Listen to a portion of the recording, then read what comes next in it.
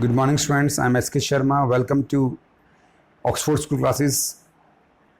My dear students, today we have to go with this topic, terms of credit, from chapter 3 of economics, money and credit. Terms of credit माने होता है शर्तें क्या होती हैं या किस कंडीशंस होती हैं लोन लेने के लिए, किस तरह की कंडीशंस हमें फॉलो करनी होती हैं जब हम लोन लेते हैं। तो बेसिकली यहाँ पे ये जो पोर्शन है आप देख सकते हैं, like we have to go for the house और होम लोन। तो यहाँ पे हम देखेंगे कैसे सबसे पहले कंडीशन होता है लोन अमाउंट, कितना लोन अमाउंट हमें लेना होता है, क्लियर होना चाहिए हमारे दिमाग में कि मुझे कितना अमाउंट लेना है लोन। जैसे हम किसी फ्रेंड सर्कल से या किसी रिलेटिव से या किसी मनी लेंडर से अगर हम लोन लेने जाते हैं तो हमें पता होना चाहिए कितना हमें लोन लेना है, ड्यूरेशन ऑफ लोन, फिर हमें पता होना चाहिए कब तक लेना है, हमें कब वापस करेंगे उसको, 1 साल के लिए, 2 साल के लिए, 3 साल के लिए, 10 साल के लिए। Then document required. Document required मतलब क्या होता है कि भैया नॉर्मली ये जो हम पढ़ रहे हैं ये टर्म्स ऑफ लोन हम बैंक्स में लेते हैं, इसको हम फॉर्मल सेक्टर्स ऑफ लोन कहते हैं। यहाँ पे बैंक सी चीज़ें मांगता है, यहाँ पे वो मांगेगा हमसे डॉक्यूमेंट रिक्वायर्ड, यानी कि हमसे डॉक्यूमेंट मांगेगा कि जैसे मुझे अगर लोन लेना है तो वो मुझसे कहेगा कि आपकी सैलरी स्टेटमेंट चाहिए, कितना कमाते हैं आप, उसी बेस पे मुझे लोन मिलेगा।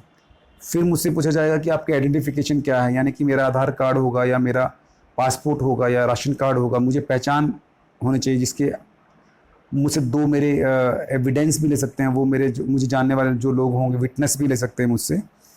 फिर है इंटरेस्ट रेट, यानी कि बैंक मुझे बताएगा कि कितना रेट ऑफ इंटरेस्ट इस पे लगेगा, जो मैं अमाउंट लूँगा उस पर कितना रेट ऑफ इंटरेस्ट वो लगाएंगे।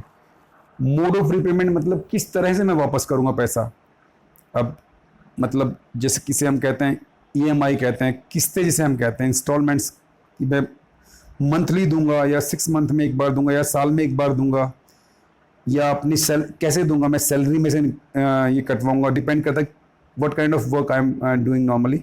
अगर मैं किसान हूँ तो मैं कह सकता हूँ कि भैया मेरी तो फसल कटेगी तभी मैं 6 मंथ्स में एक बार हार्वेस्ट के बाद दूंगा। अगर मैं एक सैलरीड पर्सन हूँ, मैं एक नौकरी पेशा व्यक्ति हूँ तो मैं अपनी सैलरी के हिसाब से पर मंथ दूंगा। इस तरह से इसमें होता है। कोलेटरल होता है मेरा, जो इसे हम कहते हैं प्रतिभूति, मतलब collateral means a thing on the basis of we are getting the loan. Bank कई बार क्या करता है कि भैया वो गारंटी मांगता है। जैसे मान लीजिए मैं एक होम लोन ले रहा हूँ मैं, और मैंने 20 लाख रुपए का लोन लिया है। मान लीजिए कल को मैं सिचुएशन ऐसी हो कि मैं लोन ना चुकाऊँ, तो बैंक क्या करेगा, उसके पास कुछ ऐसा चीज़ होनी चाहिए जिससे कि वो उस लोन को रिकवर कर सके।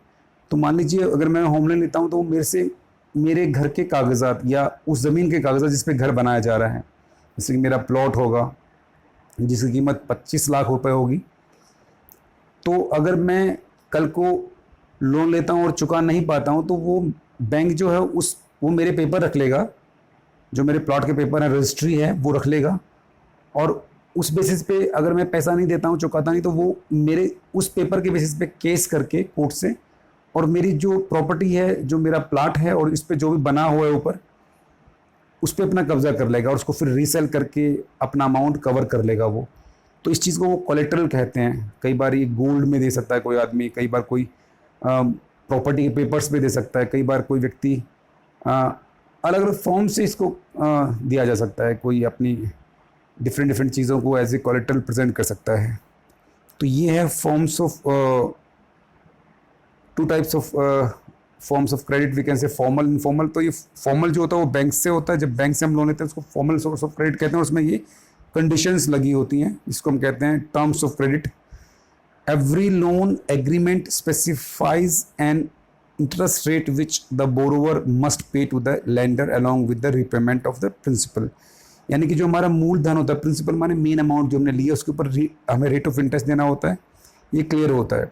उसके बाद इन एडिशन लेंडर में डिमांड कोलेट्रल, वही बात जो मैंने कही, सिक्योरिटी मांगता है, वो किस बेस पे दे, हम कल को आप मुकर गए तो क्या करेंगे, against loan. Collateral is an asset that the borrowers owns and uses this as a guarantee to a lender until the loan is repaid. If the borrower fails to repay the loan, the lender has the right to sell the asset or collateral to obtain payment. Properties such as land, titles, deposits with the banks, livestock or some common example of collateral used for borrowing. ये चीज़ें होती हैं, ये हमने discuss कर लिया है। Mega has taken a loan of 5 lakh from the bank to purchase a house. The annual interest rate on the loan is 12% and the loan is to be repaid in 10 years in monthly installment. Mega had to submit to the bank documents showing her employment records and salary before the bank agreed to give her the loan. The bank retained as collateral the papers of the new house which will be returned to Mega only when she repays the entire loan with interest. वही बातें, जब आप पैसा पूरा चुका दोगे तो आपके घर के जो कागजात बैंक के पास हैं वो वापस वो कर देगा आपको और आप अपने घर के पूरी तरह से मालिक बन जाओगे अपना लोन चुकाने के बाद। ये सारी कहानी स्टोरी है, आप सिंपल समझ सकते हैं। Interest rate, collateral and documentation requirement and the mode of repayment together comprise what is called the terms of credit. The terms of credit vary substantially from one credit arrangement to another. They may vary depending on the nature of the lender and the borrower. The next section will provide example of the varying terms of credit in different credit arrangement. अब terms of credit different हो सकते हैं situation के according, तो ये हम देख सकते हैं। आज के लिए इतना काफ़ी है। वैरायटी ऑफ क्रेडिट अरेंजमेंट्स जो हैं, एग्जांपल ऑफ विलेज, ये हम ये आप, this is the homework for you, you have to read it properly in your home. Loan from cooperatives ये आप पढ़ेंगे।